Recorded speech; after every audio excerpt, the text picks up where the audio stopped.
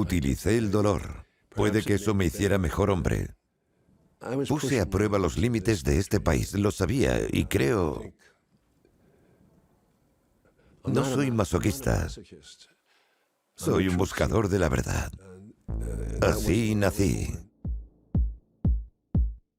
¿Debe contarse siempre la verdad?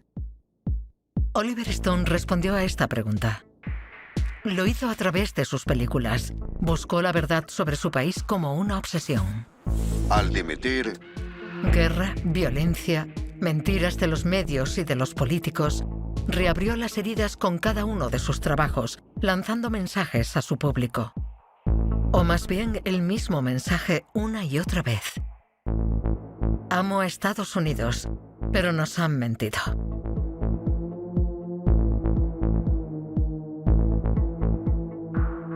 Con sus 20 largometrajes y 10 documentales, Oliver Stone cuestiona la conciencia de su país. Cada una de sus películas profundiza en las fisuras de Estados Unidos, pero también en las de un cineasta excesivo y a la vez excepcional.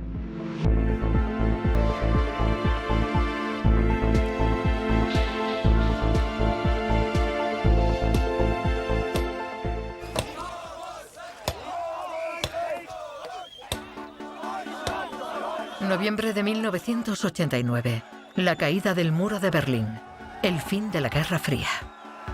El bloque del Este pierde su mayor símbolo, y Estados Unidos cree haber vencido al mal tras 40 años de guerra implacable contra el comunismo.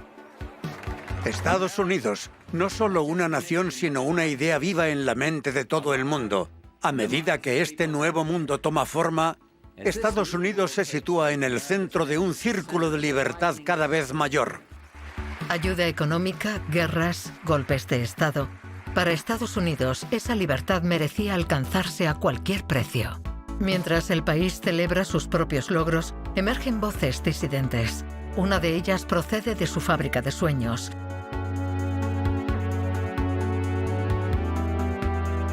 La voz de Oliver Stone. Utiliza esos discursos patrióticos arrogantes que tanto gustan a los políticos. Discursos que durante décadas han impulsado a los soldados de élite del país. Discursos que ya no soporta. Pocas semanas después de la caída del muro de Berlín, estrena una película antibélica que derriba al gran héroe estadounidense del siglo XX, El Soldado. Para ello, se basa en una historia real, la de Ron Kovic, un joven estadounidense que, como tantos otros, fue a combatir a Vietnam y, como tantos otros, regresó destrozado, mental y físicamente. I served my country, and I don't want you to feel sorry for me. Do not shed a tear. I have my hands, my eyes, my ears. I have my heart. And I have what I feel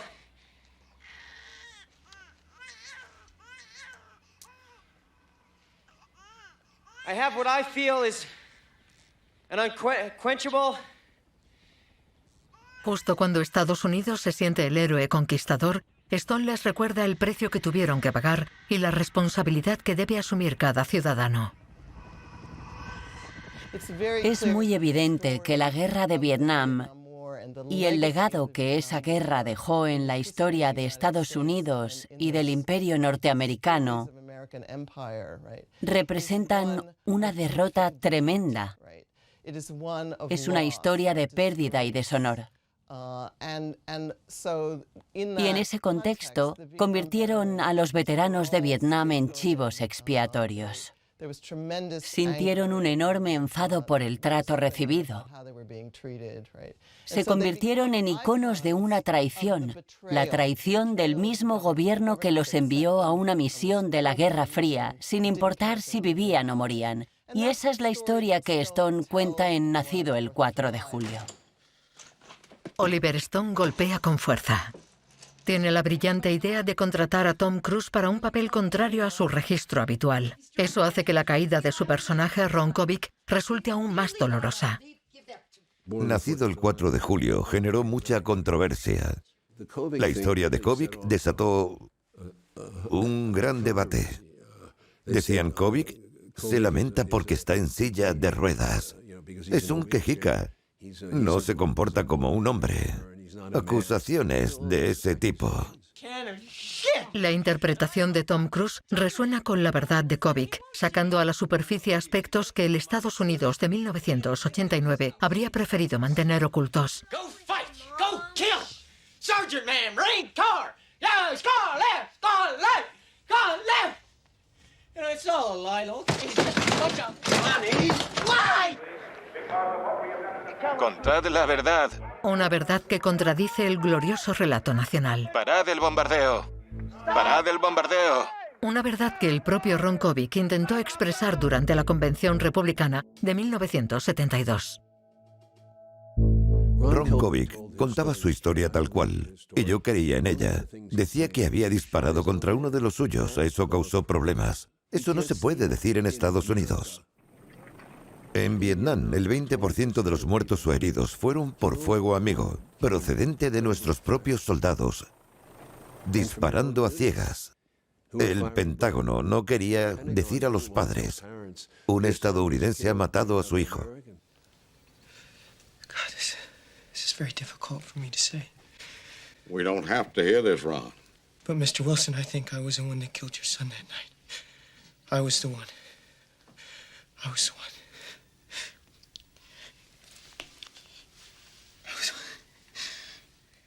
Decid la verdad y admitid vuestros errores, exigía Oliver Stone. Si el país se negaba, lo convertiría en su misión personal. Mi más profundo agradecimiento por reconocer que Vietnam no ha terminado, aunque algunos digan que sí. Porque Vietnam es un estado de ánimo que continuará en todo el mundo mientras los hombres, en su búsqueda de poder, interfieran en los asuntos de otros hombres. Oliver Stone hace películas que cuestionan los relatos normativos, que interpelan al poder establecido y la forma en que se cuenta la historia. Sin duda, esa ha sido la búsqueda que ha guiado toda su vida. Siente un profundo afecto por su país y por eso lo elige como tema tan a menudo. Un aspecto fundamental para comprender a Oliver es el servicio que prestó en Vietnam y cómo esa experiencia lo transformó al regresar. Oliver Stone no es ajeno a las guerras de Estados Unidos. Vivió una en primera persona. 20 años antes de nacido el 4 de julio, también fue un veterano. Me llamo Oliver Stone, tengo 22 años, soy de Nueva York. Mi madre es francesa, de París. Serví en Vietnam con el ejército estadounidense durante 15 meses y regresé a Estados Unidos hace 6 meses.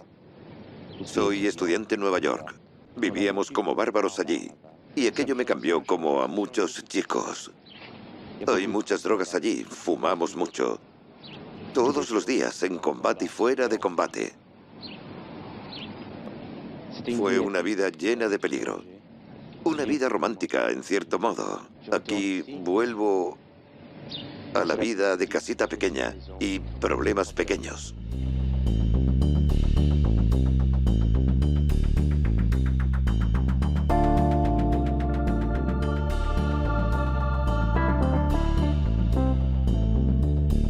Cuando regresé estaba hecho polvo. Me sentía muy incómodo con todo. Era muy inestable. Un amigo me dijo que podía ir a la escuela de cine y sacarme. Como era veterano, podía solicitar una beca y no depender de mis padres. Esa ayuda cubrió el 80% de mis estudios. No es que tuviera una visión grandiosa de mí mismo como director. Entré en el cine porque era una salida del caos en el que estaba, una forma de empezar por alguna parte. Y tuve la enorme fortuna de que Martin Scorsese fuera uno de mis profesores. Años más tarde, en un documental sobre Oliver Stone, Martin Scorsese habla de sus primeras impresiones sobre aquel estudiante tan singular. Oliver era muy callado. Sabía que venía de Vietnam y acababa de salir del ejército. Y recuerdo que era una persona a la que, por la energía que transmitía, no era necesario dirigirle ninguna conversación más allá de lo estrictamente académico. Era evidente que había pasado por algo. Su cortometraje me impresionó mucho. Lo titulé Last Year in Vietnam. Trataba de un veterano que renunciaba a su pasado y tiraba sus medallas para seguir adelante, porque eso era lo que yo intentaba hacer, seguir con mi vida. Martin Scorsese se levantó y dijo, este es un verdadero cineasta.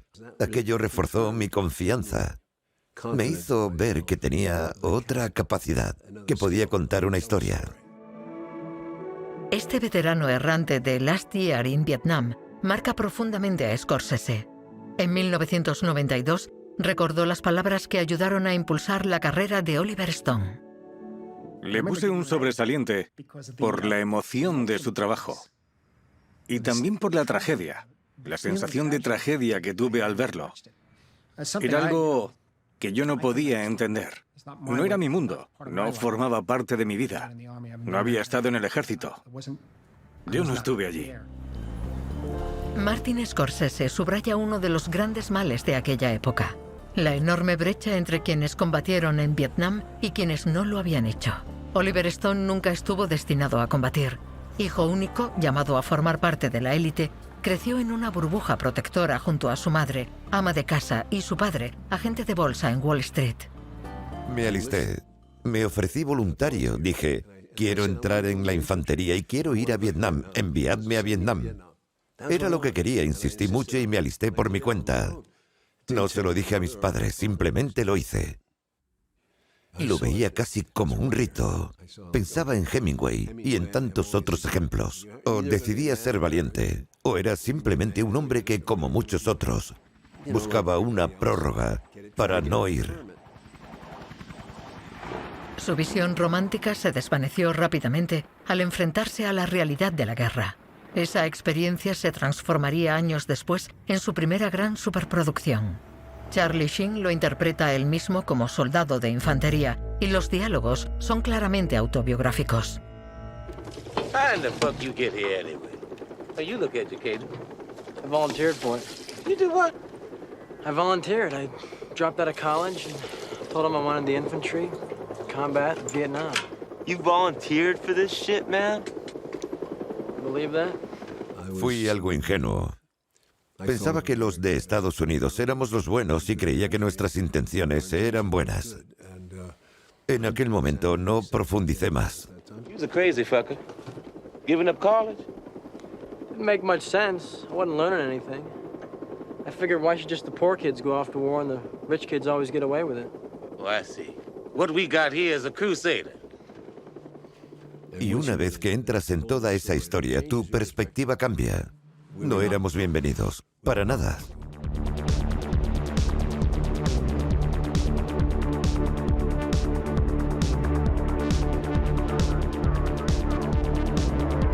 Entre otras cosas, allí descubrí la marihuana, que era una forma de relajarse, de seguir siendo humano. El combate era increíble. Quizá sea una de las cosas más emocionantes del mundo y al mismo tiempo una de las más terribles. Pero no se puede negar que es emocionante. Compré una cámara que se convirtió en mi primer ojo externo. Mi mente es una cámara, mi ojo es otra cámara, un tercer ojo. Y a través de ese proceso, porque cuando estás en la jungla y eres explorador o lo que seas, tienes que prestar muchísima atención. La concentración es esencial. Debes anticiparte a cada instante. Y eso intensifica todas tus experiencias vitales. Vi suficiente combate y viví situaciones que me atormentarán toda la vida. Esas imágenes traumatizaron a toda una generación. Herido 2 veces, condecorado con un corazón púrpura y una estrella de bronce, Oliver Stone pasa 15 meses en el frente. Tras licenciarse, regresa a un país en plena agitación política, donde las voces contra la guerra de Vietnam empiezan a hacerse oír. No disfrutaba con las manifestaciones, pero las veía y me influían. Como veterano de Vietnam, no me veían como un aliado. Esta época de protestas a principios de los años 70 también está marcada por las mentiras del gobierno, o más bien por su exposición pública. Daniel Ellsberg, antiguo empleado del Pentágono, hizo historia filtrando a The New York Times los papeles del Pentágono, un informe ultrasecreto sobre la política en Vietnam. Los papeles del Pentágono y más tarde el caso Watergate dejan al descubierto la hipocresía y el engaño presentes en las más altas esferas del poder. Hay algo profundamente corrupto en el seno de Estados Unidos. Tras un análisis detenido con mis principales asesores civiles y militares y Abuso de poder, manipulación para prolongar la guerra de Vietnam, obstrucción a la justicia. A ojos de Oliver Stone, el presidente Richard Nixon encarna esa corrupción moral. En 1995, hace una película que retrata al hombre detrás de la mentira. Sir, isn't it true that little has been achieved in this peace agreement that the communists have not been offering since 1969, that in fact your administration has needlessly prolonged the war and at certain stages escalated it to new levels of violence? I will try to answer that question in some detail. Mr. President, what is your reaction to James McCord's statement that high-level White House officials were involved in the Watergate break-in? Why, that's the dumbest thing I've ever heard. Sir. El velo cae. Estas revelaciones transforman la visión que Stone tiene de su país y alimentan su obra. Pero a mediados de los 70, su trabajo aún está por desarrollarse. En 1977, quería irme a Los Ángeles porque allí estaba la acción. Tuve una suerte increíble desde el primer momento porque Hollywood estaba cambiando y empezaban a aceptar una nueva generación de cineastas. Oliver Stone forma parte de esa nueva generación por la que Hollywood empieza a apostar. Le encargan escribir El Expreso de Medianoche. Esta película de bajo presupuesto marcaría una época. Retrata de forma brutal las cárceles turcas donde un joven estadounidense es encarcelado por tráfico de drogas. El guión le vale su primer Oscar y Hollywood descubre a este joven guionista de discurso militante. Es un gran honor. En nombre del equipo del Expreso de Medianoche y de todos los hombres y mujeres que están en prisión, en cualquier parte del mundo, les doy las gracias. Aquello lanzó mi carrera. Me hacían todo tipo de ofertas. Me volví adicto a la cocaína cuando llegué a Hollywood. Tengo un lado demoníaco, sin duda. Es una faceta oscura, pero existe y la acepto. Es el precio que pago por escribir lo que escribo. Tan excesivo en su vida como en su escritura, Oliver Stone imprime su sello en sus guiones. Realistas, ásperos, violentos. Sus diálogos ya apuntan directamente contra el poder establecido. You need people like me.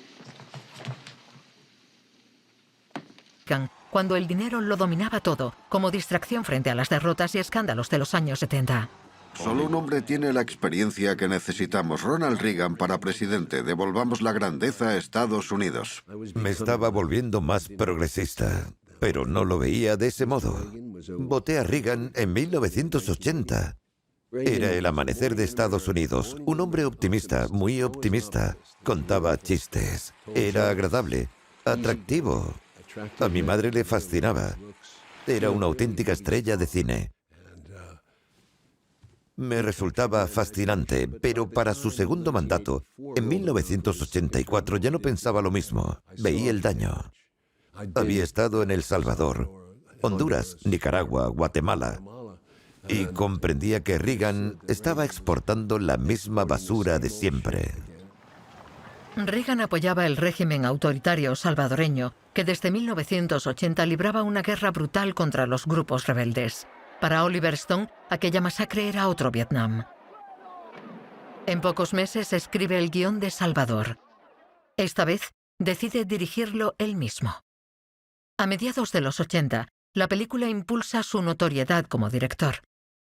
El protagonista es un corresponsal de guerra. A través de sus ojos, el público presencia la violencia en Centroamérica. Había encontrado su identidad cinematográfica. Salvador reúne todos los elementos que acabarían definiendo su estilo. Una aproximación al cinema verité, el cine de la verdad. Una visión crítica de la política estadounidense y una fascinación por la violencia y las imágenes más crudas. La primera película suya que vi fue Salvador, y me impactó que alguien fuera capaz de hacer una película así sobre la política exterior estadounidense. That this ain't no civil war, but outright commie aggression. You guys have been lying about that from the beginning. You have not presented one shred of proof to the American public that this is anything other than a legitimate peasant revolution.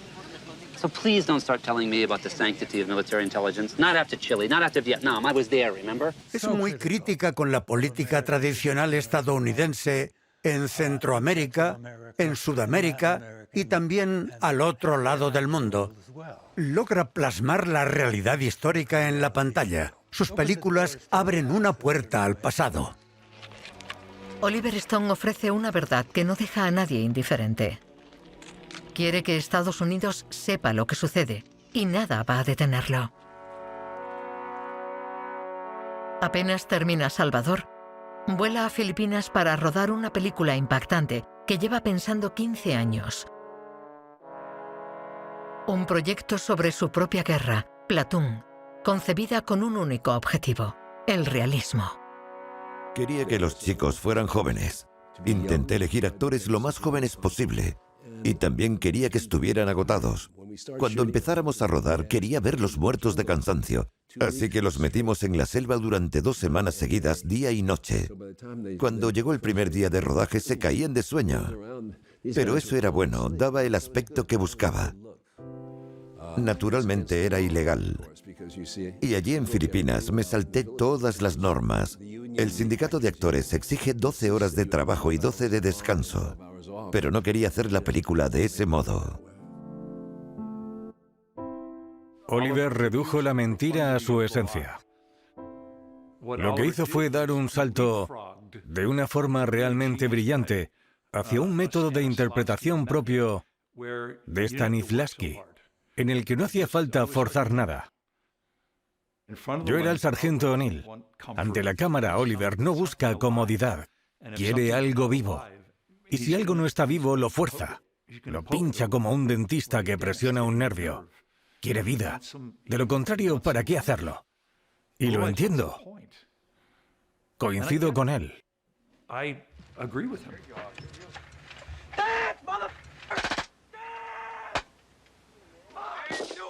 El método de Stone genera una tensión casi visceral, sumergiendo a los actores en la tragedia y la locura de Vietnam.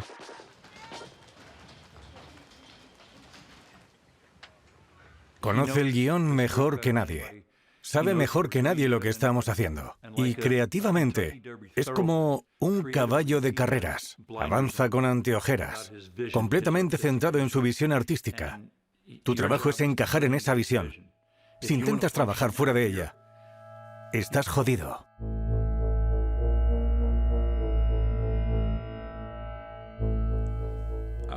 Yo describiría a Oliver como... Bueno, no hay duda, es un dictador. Dejémonos de matices, es un dictador. Ejerce un control absoluto sobre cada departamento. Tiene requisitos muy precisos respecto al ritmo de rodaje, porque quiere que todo avance sin parar. Así es como trabaja. No es el tipo de director que se retira a su caravana. Se queda contigo y te obliga a seguir trabajando, a repetir una y otra vez. ¿Qué te está llevando tanto tiempo, Richardson? ¿Por qué tardas tanto? Venga, sigamos. Y en ese sentido, es extraordinario. El rodaje fue casi una guerra. El uso de explosivos se descontroló un poco y creó una atmósfera que resultaba constantemente sorprendente y en ocasiones peligrosa.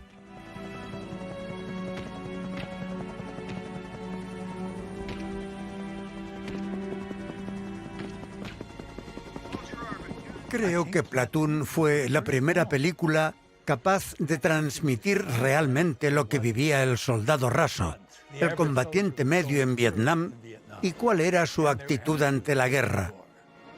Nos habían contado que los soldados iban encantados a combatir por Estados Unidos. Y sabíamos que no era así, pero la película lo puso de relieve a través de sus reacciones. También lo vimos en Salvador y en Nacido el 4 de julio.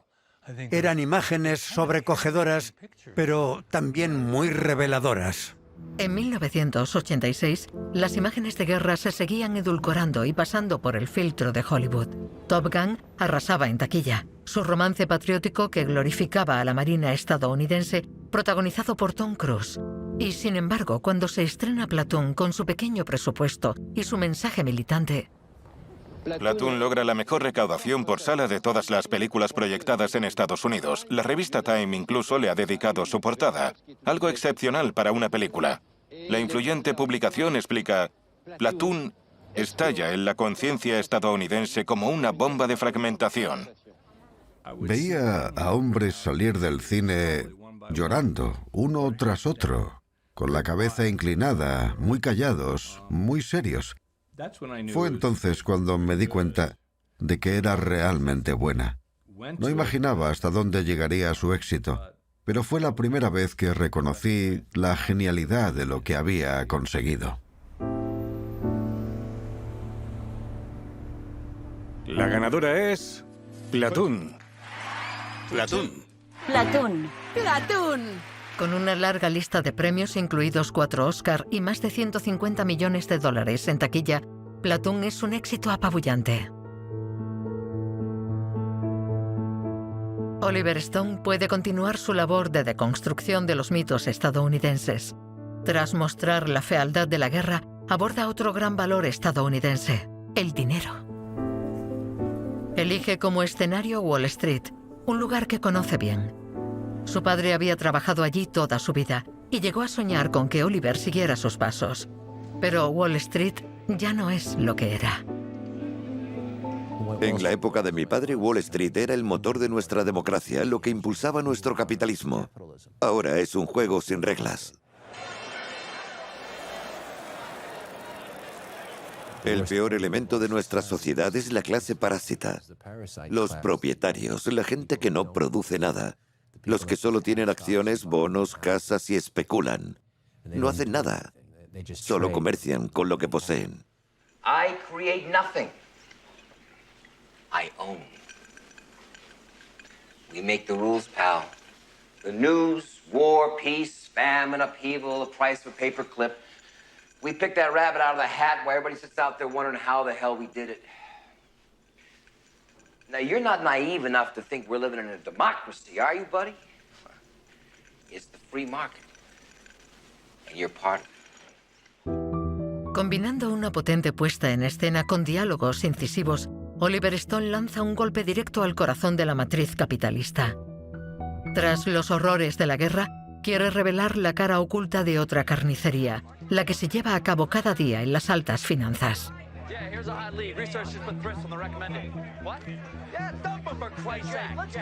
Por supuesto, todo narrador quiere que pienses en su historia. Quizá no. Quizá solo sean historias de mierda en las que solo quiere sentirse cómodo e irse a dormir. Pero Oliver no es así. Él quiere pinchar a la bestia. Quiere pinchar a la jodida bestia. Playback y rodando. Acción. En 1991, Oliver Stone está en la cima de su carrera. 6 películas en 6 años, 18 nominaciones y 8 Oscar. En esa época, trabajaba muy rápido. Hacía una película al año. Y eran grandes producciones.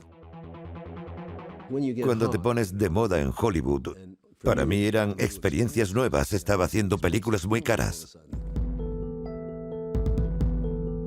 Yo estaba prácticamente atado a Oliver. Cuando sabía que se aproximaba su siguiente película, rechazaba otros proyectos para estar disponible en la preparación de su nuevo rodaje. Esa película era lo más importante para él en ese momento. Oliver Stone cuenta ahora con la atención de los grandes estudios de Hollywood. se embarca en un nuevo proyecto que marcará un punto de inflexión en su carrera. Aborda uno de los asuntos más misteriosos y sensibles de la historia estadounidense, un trauma que se remonta 30 años atrás, el asesinato del presidente Kennedy. Warner Bros. Quería que hiciera algo con acción, con tensión. Querían una especie de intriga criminal. La búsqueda y la investigación de la verdad de aquel caso es fascinante. Y eso fue lo que los enganchó. 51 witnesses, gentlemen of the jury, thought they heard shots coming from the grassy knoll. Stone articula su película JFK sobre una reconstrucción implacable. Kevin Costner resulta convincente como el fiscal Jim Garrison, que pone en duda las conclusiones de la comisión Warren sobre el asesinato. La película es una mezcla realmente brillante de material de archivo y metraje de ficción, de blanco y negro y color. Stone se adelantó a su tiempo en ese sentido. Esta perspectiva formal está al servicio del relato, desmontando minuciosamente la versión oficial de que fue obra de un único tirador. La película funciona como un texto cinematográfico, como un montaje de lo que pasó, lo que pudo haber pasado, lo que quizá pasó. Recuerdo una crítica que decía algo así como: es la historia contada como si fuera la MTV, madre mía. Y lo que tocó la fibra de la gente fue precisamente lo bien que la hizo, lo convincente que resultaba. Es una apuesta audaz, con una narración densa y una trama apasionante. Y a pesar de durar más de 3 horas, el público estadounidense queda fascinado por la revelación de una conspiración que cuestiona a las autoridades gubernamentales. We're talking about our government here. No, we're talking about a crime, Bill, pure and simple. Y'all gotta start thinking on a different level, like the CIA does. Now we're through the looking glass here, people. JFK fue una experiencia formativa, porque alteró por completo mi visión del mundo. La vi con mi padre, y fue un gran momento de unión entre los dos, cuando me dijo que él tampoco había creído nunca la versión oficial del asesinato de Kennedy. Recuerdo que, durante un año entero, de 1991 a 1992, fue el tema central de los informativos. El debate llenaba los periódicos, había cartas al director. Unos defendían la película y otros la criticaban. El asesinato de Kennedy es descrito como un golpe de Estado, una ejecución pública a cargo de agentes de la CIA y el Departamento de Defensa. Es una irresponsabilidad. Engaña y confunde a la gente. Es el informe Warren visto desde el otro lado. Todo lo que aparece en la película es un hecho o una conjetura muy bien fundamentada. Hay una base para todo lo que se afirma en ella. No ha contado la historia correctamente. Eso es lo que me preocupa, porque la película es desinformación en estado puro. Si algún miembro de la comisión Warren hubiera incurrido siquiera en la mitad de la manipulación y el engaño que ha cometido el señor Stone, si yo hubiera participado en algo así, esperaría pasar el resto de mi vida en prisión.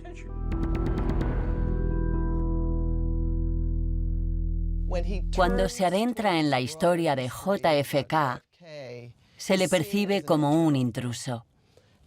Y también se le considera alguien que juega de forma laxa con los hechos, como un teórico de la conspiración que crea históricas fantasías con gran pericia.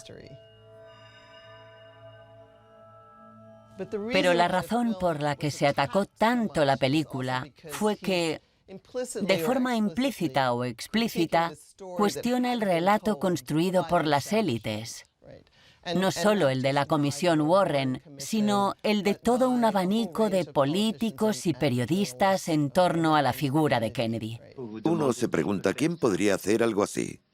Y parece evidente que solo las agencias clandestinas estadounidenses disponían del poder necesario para, por ejemplo, fijar el recorrido de Kennedy.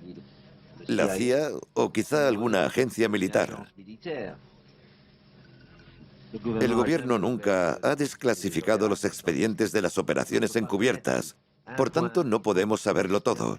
Y me vi obligado a formular una hipótesis, una especulación intelectual.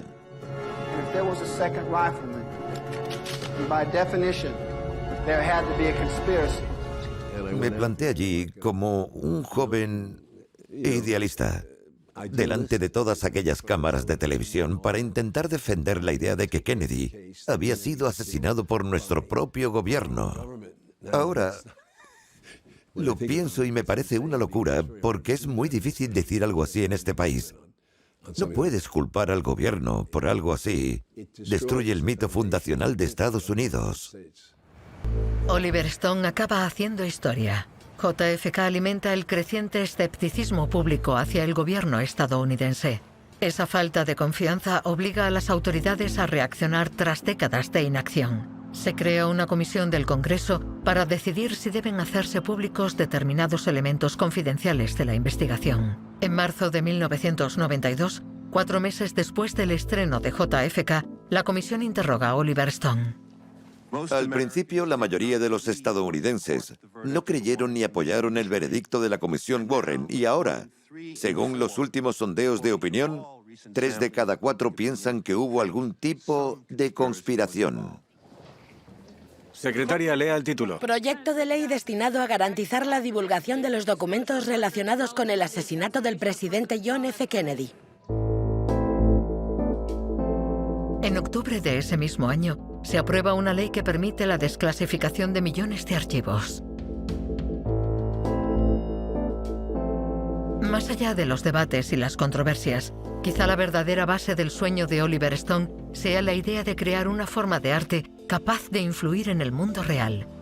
Un sueño que logró con JFK, pero pagó un alto precio. Mi reputación nunca volvió a ser la misma después de JFK, porque pasé a ser el tipo de las conspiraciones. Los medios no aflojaron nunca. Durante años me han llamado el conspiranoico. Marcó todo lo que hacía. Era absurdo. Si Platoon había convertido a Stone en un héroe que denunciaba los horrores de Vietnam, JFK lo convierte en una especie de paria, aún protegido por su éxito comercial. Pero no se amedrenta y decide ir aún más lejos. Eleva a la categoría de héroes a una pareja de asesinos psicópatas y dinamita todas las convenciones estéticas para explorar el mal profundo que corroe a su país, la violencia. Asesinos Natos es la película más polémica de los años 90. Creo que lo que quería era experimentar con la forma de contar una historia, y con JFK había demostrado que funcionaba. Luego, con sus siguientes películas, se propuso ir más lejos, experimentando con los formatos, con el blanco y negro, con el color, con diferentes recursos, con el tamaño del encuadre. Cuando llegamos a Asesinos Natos estábamos fuera de control, como si estuviéramos lanzando pintura sobre un lienzo. ¿Qué color y desde qué ángulo? Era algo así como... Él decía, quiero rodar esto en 35. Y yo respondía, deberíamos hacerlo en Super 8. A veces decidíamos a cara o cruz. Vale, rodamos en Super 8, pero aquí vamos a meter 16 milímetros. Y vamos a hacer esto y íbamos alternando entre formatos y demás. Simplemente exploró y abrió para mucha gente nuevas formas de rodar películas que no se habían utilizado hasta entonces. Lo que fue... Los han moldeado. El enemigo en esa película son los medios de comunicación. Los medios son un demonio y así es como los retraté. Siempre quiere más sensacionalismo. Cuanto más gente mates, mejor. El sensacionalismo siempre gana. Y eso es lo que quise expresar. El director muestra una versión distorsionada de Estados Unidos. Mirad los espectáculos que producimos, que consumimos, que fascinan a nuestros hijos. Mirad en lo que nos hemos convertido. Estos reporteros han quedado atrapados en el fuego cruzado de 2 hombres armados. Oliver Stone parodió la realidad, pero en un giro trágico e irónico, su película acaba inspirando a la propia realidad. Mientras su novio esperaba en el coche, Sarah Edmondson, de 19 años, hija de un juez, disparó a la dependienta Patsy Byers. Ambos consumieron drogas y vieron la película más de 20 veces antes de cometer sus crímenes. La familia de la víctima presenta una demanda acusando a Oliver Stone de inspirar a jóvenes delincuentes. Exigen que el estudio y el director sean considerados responsables. Asesinos Natos está hecha con una violencia mortal, lo que constituye negligencia según la legislación de Luisiana, y su defensa es la primera enmienda. La revista Vanity Fair ha publicado que 14 personas han sido asesinadas como resultado de esta película. El cine es un medio poderoso, el cine es una droga. El cine es un posible alucinógeno. Entra por los ojos, penetra en el cerebro y nos estimula, por lo que es algo peligroso. Puede ser muy subversivo, pero la vida es peligrosa, las ideas son peligrosas y las películas tienen derecho a ser peligrosas. ¿Y pueden tener efectos peligrosos? Sí, pueden tener efectos peligrosos. Los cigarrillos, el tabaco, el alcohol también tienen efectos potencialmente peligrosos. Los argumentos de Oliver Stone prevalecen. Inicialmente, el Tribunal Supremo falla a favor de la familia en 1999, pero la decisión se revoca 2 años después. No es el único cineasta acusado de promover la violencia. Podemos pensar en Quentin Tarantino y en otros directores a los que se les ha reprochado lo mismo. Creo que en este caso, de forma similar a lo que ocurrió con JFK, cuando la gente quiere criticar lo que hacen los directores, les gusta agitar la imagen del espectador impresionable que podría salir a matar a alguien porque lo ha visto en la película. Así que cada vez que se hacía una película, especialmente en aquella época, surgía ese deseo de criticarlo por ser demasiado radical.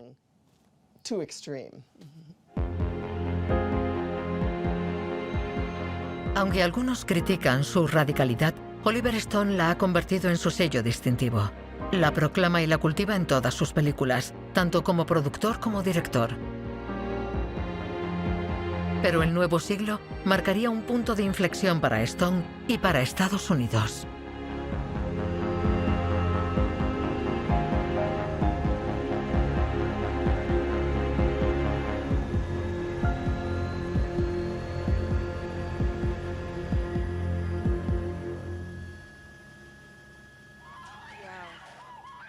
Aquello fue el comienzo de un nuevo Estados Unidos. El país empezó a volverse cada vez más belicista. Nos habían atacado. No éramos conscientes, pero quizá habíamos provocado esos ataques. Siempre echamos la culpa a otros. Y George W. Bush decidió que iba a luchar no solo contra Bin Laden, sino contra todo el terrorismo, contra el mal en cualquier parte. Un régimen fuera de la ley que tiene vínculos con grupos terroristas y que además posee armas de destrucción masiva. Es un gran peligro para el mundo civilizado y exige una respuesta. Es desmoralizador. Como resultado, mi cotización bajó. Se puso en duda mi patriotismo. Me sentí alienado en mi propia sociedad. Por eso empecé a hacer documentales, para frenar un poco.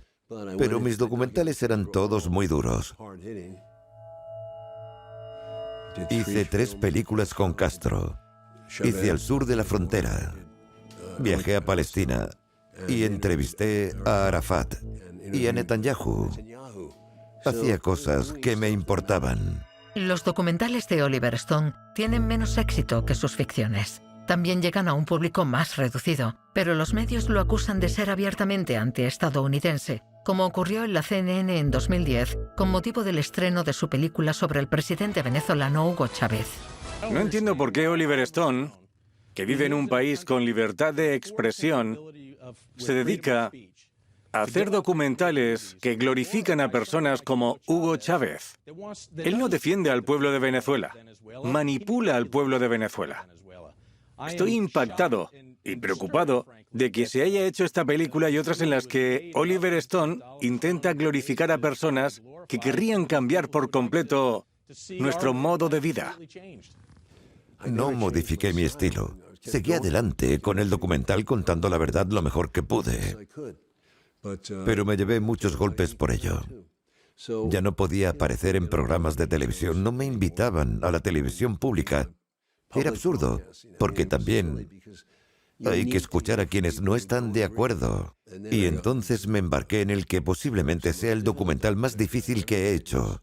La historia no contada de Estados Unidos. Trabajé unos 5 años en él. En esta ambiciosa serie documental de 12 horas, ofrece otra lectura de la historia de su país. Devuelve al centro del relato acontecimientos que hasta entonces los historiadores habían dejado en los márgenes. Generations of Americans have been taught that the United States reluctantly dropped atomic bombs at the end of World War II to save the lives of hundreds of thousands of young men poised to die in an invasion of Japan. But the story is really more complicated, more interesting, and much more disturbing. Muestra otro Estados Unidos, el lado oscuro del que nunca se habla en las aulas. Para mí fue un logro y creo que algún día será reconocido. Todos estos documentales son difíciles de hacer. Es difícil conseguir el dinero.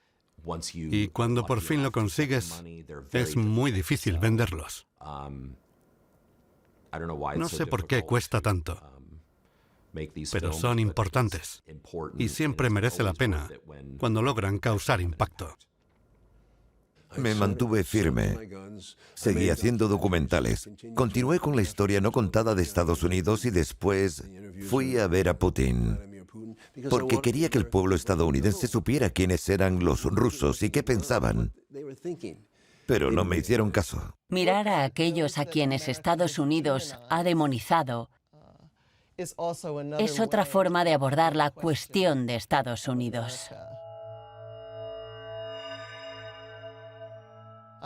Evidentemente se le criticó mucho por entrevistar a Putin, por parecer que lo trataba con demasiada suavidad, presentándolo de una forma que lo humanizaba en cierto modo. Las duras críticas de Chris Wallace, un famoso periodista estadounidense, muestran hasta qué punto el trabajo de Oliver Stone sigue generando controversia. ¿Por qué no desafió más a Putin en esas entrevistas? Lo siento, Chris, pero es mentira. Mira, por ejemplo, La Cuarta Hora, escucha La Cuarta Hora. Lo presiono constantemente en esa entrevista. Pero cuando hace una afirmación, ¿le replicas? A veces tienes que seguir el juego para conseguir la entrevista, ¿lo entiendes? Si quieres... Lo entiendo. Cuando te sientas con un dictador, ¿por qué te dedicas a andar de puntillas alrededor del hecho de que se le ha acusado de matar a sus oponentes políticos? Oliver Stone es sincero en su deseo de concienciar. Presenta un punto de vista claro, subjetivo y sin concesiones. Puede resultar demasiado sutil para unos y demasiado caricaturesco para otros. Algunos vieron su extenso documental de 4 horas sobre Vladimir Putin como mera propaganda. Вы думаете, что наша цель заключается в том, что мы должны кому-то что-то доказывать? Наша цель заключается в том, чтобы укреплять свою страну. That is a dangerous argument because it works both ways. Those who abuse power always say it's a question of survival. Потому что те, кто злоупотребляет властью, всегда... Si hubiera hecho películas más seguras, desde luego habría ganado mucho más dinero y habría hecho muchas más de las que hizo. Con Snowden, con la película Snowden, pasó lo mismo. Tuvo que buscar la financiación fuera de Estados Unidos. Ningún estudio estadounidense quería tocar esa película por razones políticas. Edward Snowden, el analista de la Agencia de Seguridad Nacional que filtró información sobre programas de vigilancia ilegal, se convierte en el héroe del último largometraje de Stone en 2017. Como una mariposa atraída por una luz que puede quemarle las alas, Stone parece volver inevitablemente a los temas más polémicos, quizá porque se parece demasiado a sus propios héroes. Snowden es en realidad la historia de alguien que cree en el gobierno, que cree en la Agencia de Seguridad Nacional, que cree en el plan del gobierno para mantener seguro al país y que luego se siente traicionado cuando descubre que el gobierno está espiando a todo el mundo.